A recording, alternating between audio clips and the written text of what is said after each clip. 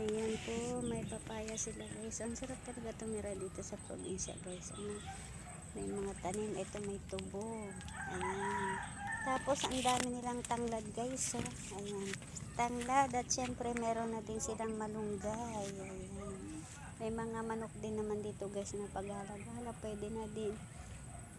Kompleto na. Ayan. May tanglad, may papaya, may malunggay guys. So, ayan. Sarap talaga guys pag dito sa probinsya mo. Ayan po. May mga ano.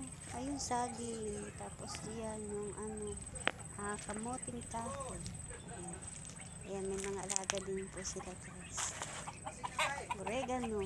Ayan, lahat na kompleto talaga. Pag dito sa probinsya talagang masaya ang buhay.